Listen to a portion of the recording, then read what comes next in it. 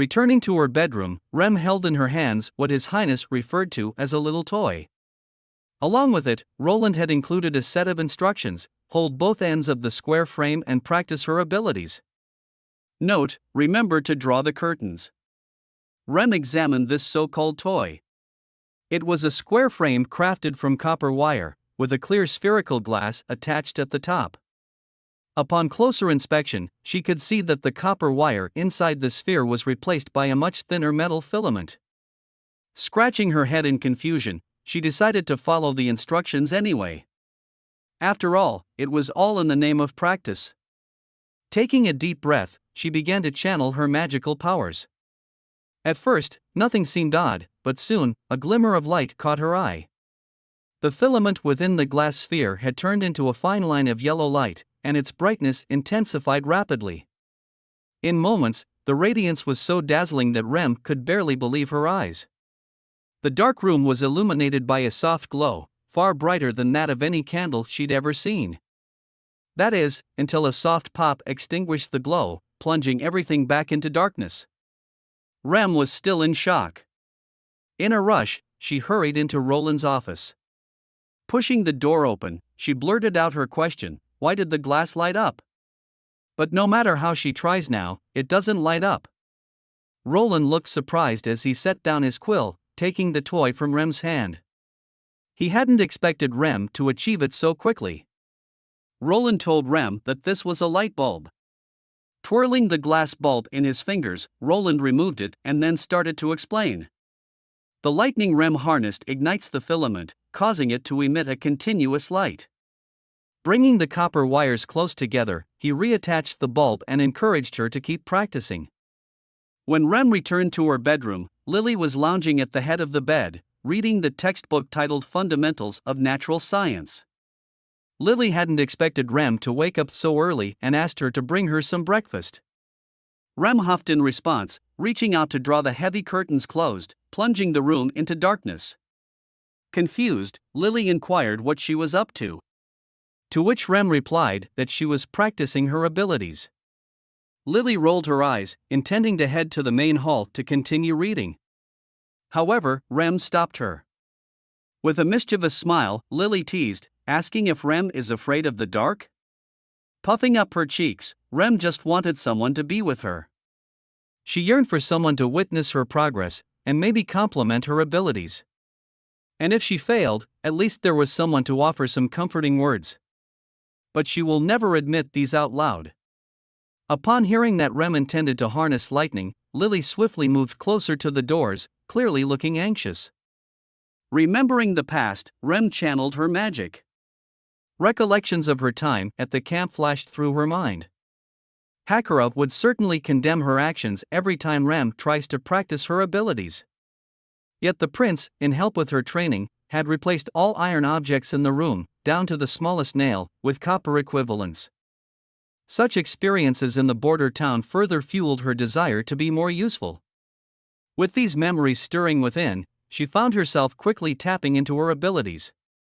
Magic leaped from her hands, increasing in both speed and intensity. Then, Rem saw a spark. Then after a brief moment, she distinctly saw the arc of electricity.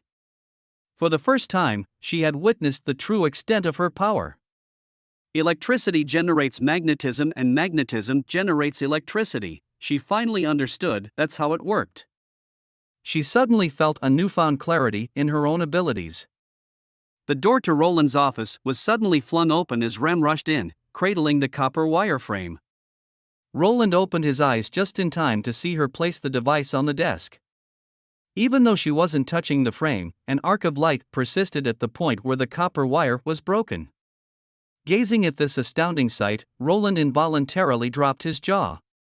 The quill slipped down, tumbling to the ground. What was he witnessing? A system that continues to produce electrical energy without any external source. Roland inquired how Rem had accomplished this. Her eyes shining, she excitedly explained that since Roland had mentioned that electricity and magnetism are intrinsically linked, she wondered if her ability to magnetize objects could also be used to induce electrical current. Roland had mentioned that generating lightning would require changes in magnetic forces. So she experimented by continuously altering the magnetic force she applied to the copper wire. The result was the phenomenon before him. Roland knew better than to measure a witch's abilities using common knowledge. Rem had the power to make magnetism change autonomously without any external interference. What puzzled him was whether Rem had never noticed changes in the magnetism of enchanted objects before. Rem explained that during her time at the Witch Association, she had contemplated allowing an object's magnetism to change at will. She thought of decreasing its magnetic strength when not needed to avoid inconveniencing her fellow sisters. However, it seemed to have no effect. The object's magnetism always remained constant. She believed that her idea was unattainable, so she never tried it again. Roland then turned his gaze to Nightingale, inquiring about the Rem's magic. Nightingale appeared from the mist, smiling as she described it to be like flowing water. Rem's voice quivered with excitement upon hearing this. Roland affectionately patted her head, informing her that her abilities had truly evolved. He commended her, stating that without relentless practice over a long period, one couldn't grasp and ascend their abilities so quickly. She had done incredibly well. Starting from today, Rem would be the sixth witch in the Witches' Union to have evolved abilities. Rem's eyes sparkled as she questioned when she started helping Roland. Roland smiled and replied, "There will be countless things, just as he mentioned before. Rem's potential is boundless." However, Roland hopes Rem to take a good rest first. He noted the dark circles under her eyes. Rem nodded vigorously. After Rem left the office, Nightingale immediately closed the door, then locked the door and came over. Instead of going back to the desk or standing by the window as usual, she teleported right next to Roland. Excitedly, she gripped his shoulders, bending slightly so her golden hair tickled his face. As Roland gazed into her dewy eyes and soft red lips, his heart raced. Is she thinking of, right here, right now? In broad daylight? Nightingale's next words caught him off guard. She wanted Roland to tell her a method to evolve her abilities without understanding the textbooks. She knew that Rem probably didn't understand the contents of the book either, but she still evolved a new ability. Nightingale inquired about what she should do, asking if she needed to practice with toys too. The direction the conversation took was slightly disappointing for Roland. Clearing his throat, Roland explained that it might be challenging for Nightingale's ability to evolve just by practicing. According to Agatha, one would need to witness a phenomenon related to their ability in reality to trigger an evolution. Nightingale's ability is too mystical. Roland doesn't fully understand its principles, let alone guide her in understanding it. Roland said. To consolidate her magic, Nightingale may have to master all of the scientific knowledge, including advanced mathematics. Nightingale's face became fairly disappointed at his words. She slowly walked backward and leaned back in disappointment. After Rem had rested, Roland conducted a comprehensive test on her new ability. He named it Indeterminate Magnetism. Like her previous ability to bestow magnetism, it could be attached to any object and followed the cycle of the magic infused at the time of enchantment. However, for insulators, there was virtually no electrical effect. Moreover, among the evolved witches, Rem's magical energy ranked the lowest, only lighting up 2 stones on the divine emblem.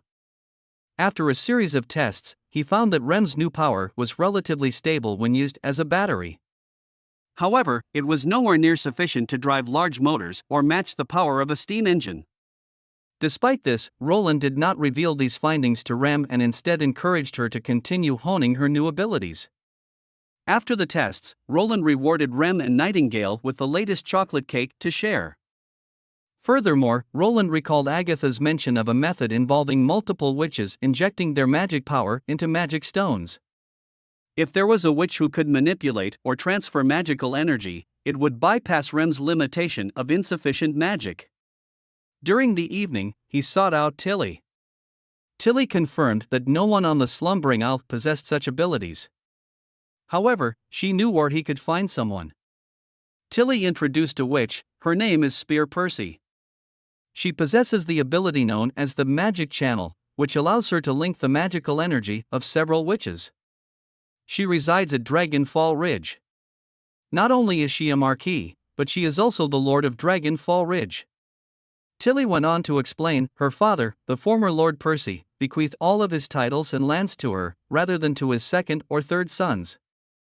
Due to her high status, she had managed to conceal her identity and has lived a much more comfortable life than most witches.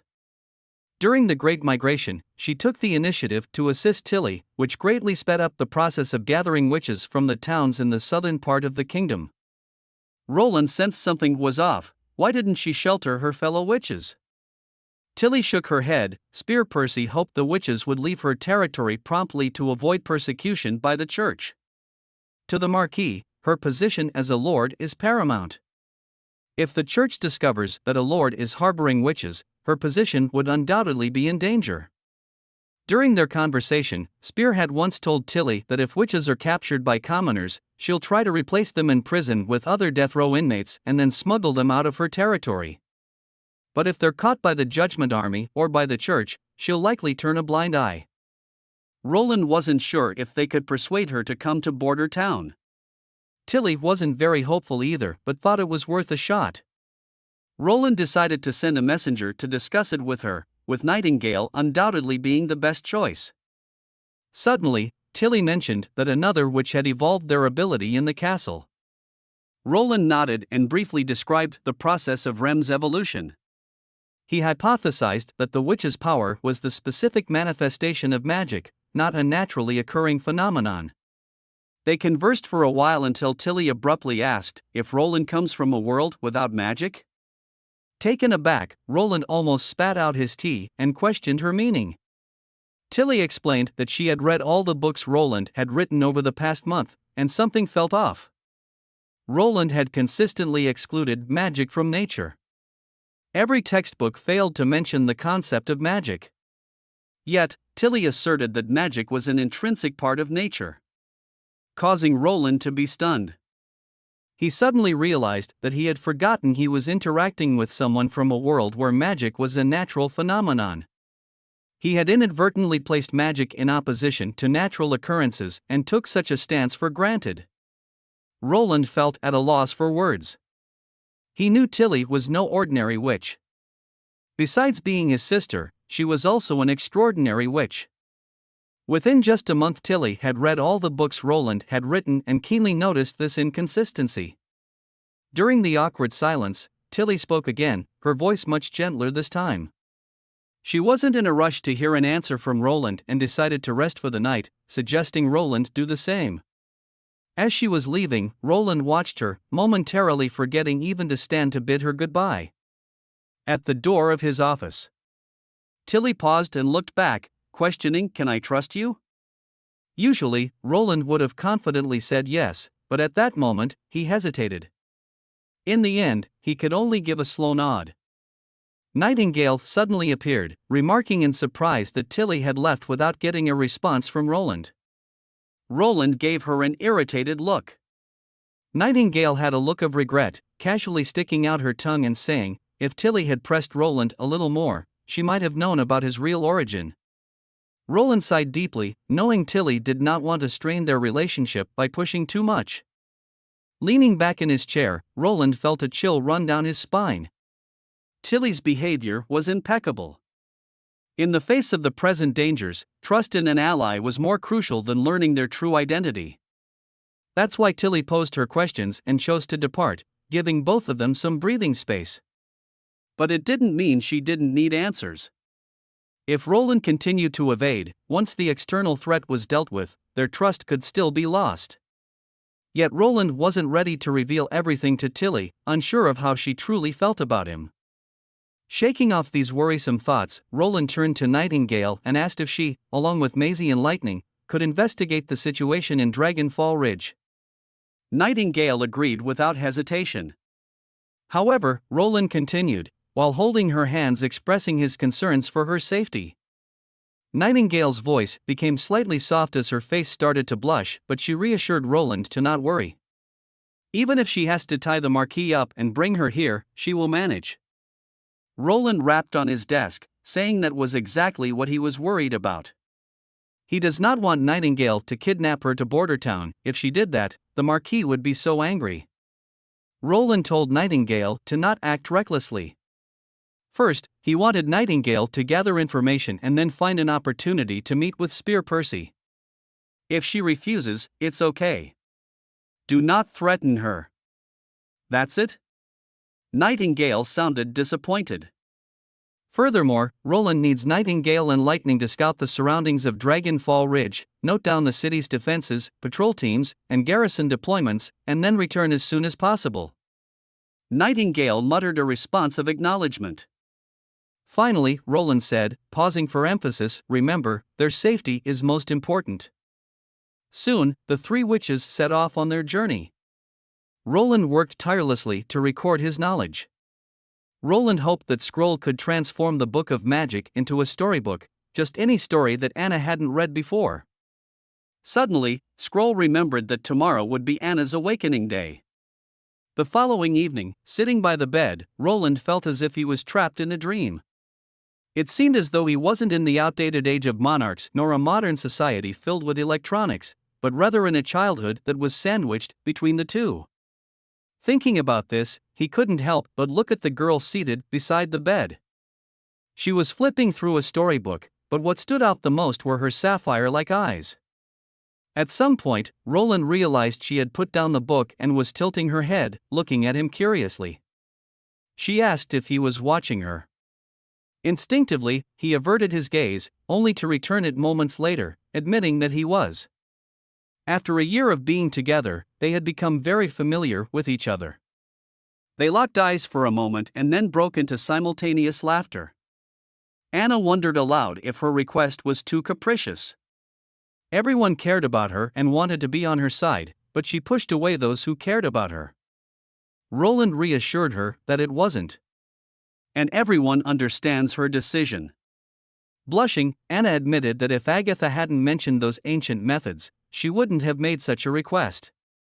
However, in the future, the other sisters would likely follow suit, and then Roland would truly have his hands full.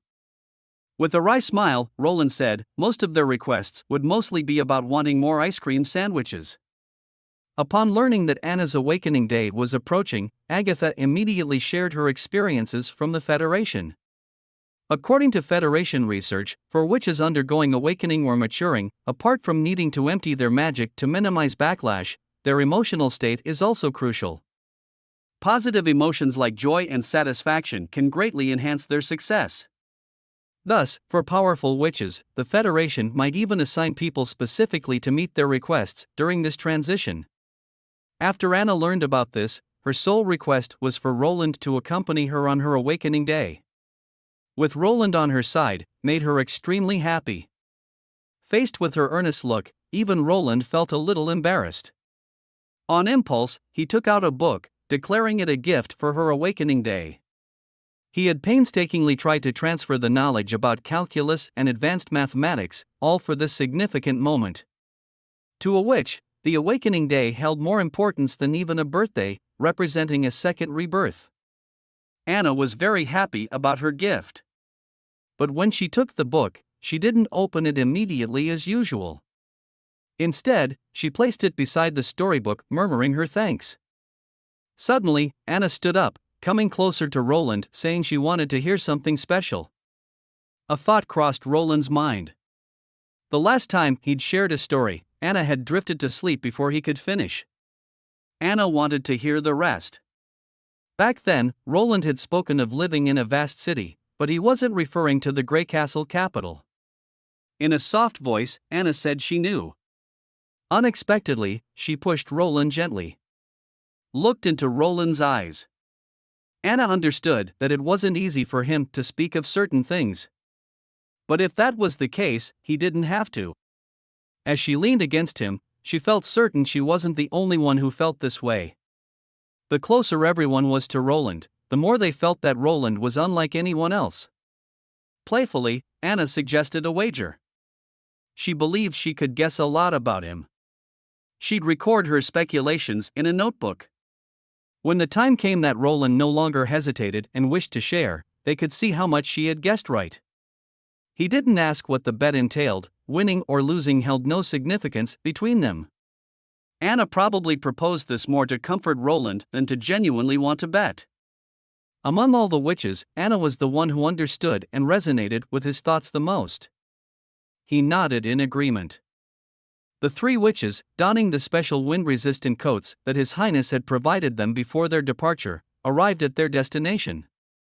After ensuring that Lightning and Maisie had entered the city with her, Nightingale headed straight for the castle. Seated at a desk, the Marquise quill danced across the parchment, seemingly engrossed in her writing. She suddenly looked up, questioning who was there.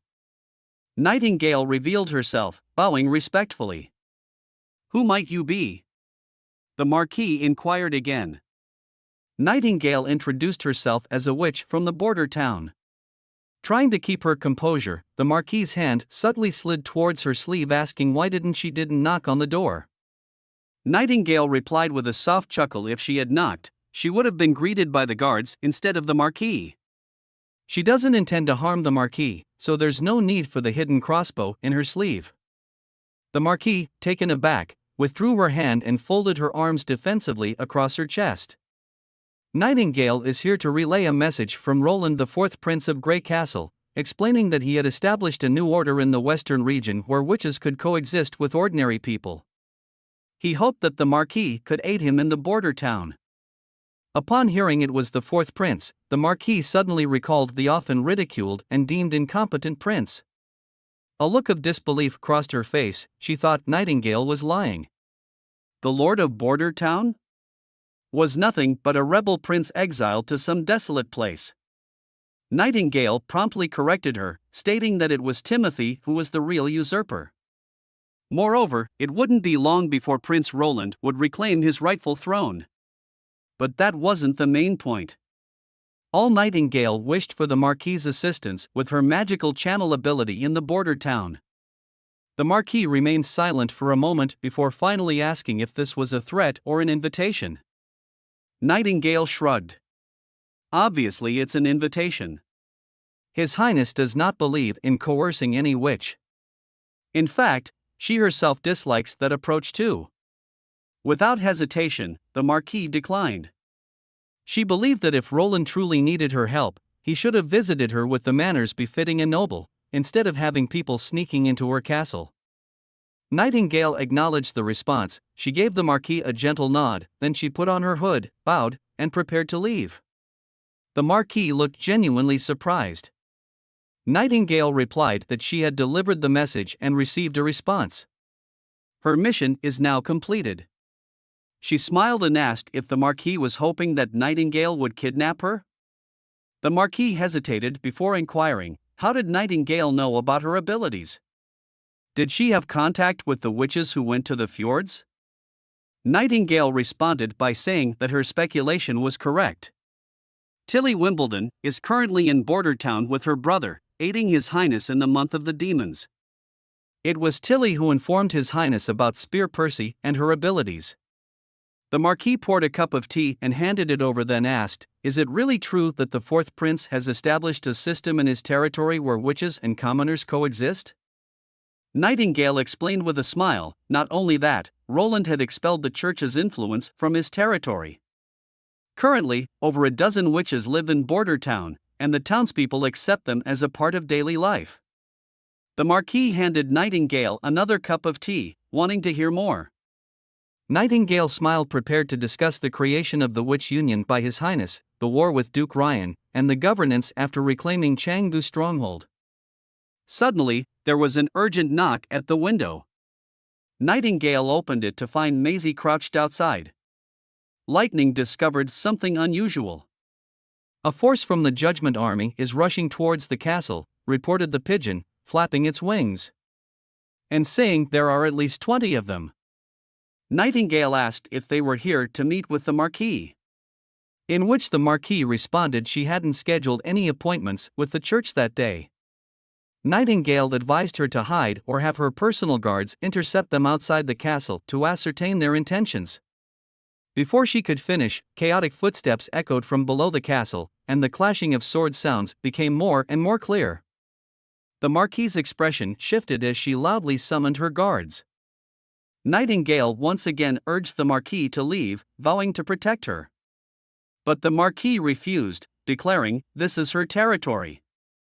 Before the words fully left her lips, the door was violently pushed open. A group of fully armed judgment knights stormed in, their swords raised as they surrounded the Marquis. At the same time, Nightingale melted into the mist, noticing that these knights carried God's punishment stones. Through the window, she observed the two little girls, Maisie and Lightning, hiding nearby instead of fleeing. Suddenly, an angry rebuke erupted from the Marquis. Questioning a man named Redwin, has he lost his mind? How dare he bring them into our castle? A man's voice emerged from the crowd of knights, saying Father was mistaken in passing the title to a minion of the demon. He is merely correcting his error. The Marquis looked at her younger brother in disbelief. This is a blatant fabrication. Redwin retorted loudly, the high priest will make his judgment. Father might be deceived, but others won't be. The Marquis's tone shifted. She questioned who was behind all this because there was no way that Redwin could come up with this story on his own. After all, her father chose her not for any reason other than the fact that Redwin and their younger brother are utterly useless. The man yelled, telling her to shut up. Following his outburst, Nightingale heard a sharp slap and the Marquis's painful grunt. A priest from behind told Redwin, until the trial, Spear Percy remains a noble. He should treat her with proper manners. After the Marquis was taken away, the room was left with just two men, Redwin and the priest. The priest informed Redwin that he would soon take over the Dragonfall Ridge and become the new lord. The priest mentioned that Spear Percy would soon be hanged in the square as a witch. He suggested that Redwin gather her ministers, knights, and subordinates to inform them of the matter. By reallocating some of the Marquis's privileges and treasury among them, his position would be further consolidated. The two men laughed heartily. Only after the two left did Nightingale appear from the mist. Lightning and Maisie descended after her. The two young girls declared their intention to rescue the Marquis, and then crush the church entirely. Nightingale shook her head. Ever since they defeated the two demons, the confidence of these little ladies had inflated quite a bit. This was a sign that wasn't necessarily good.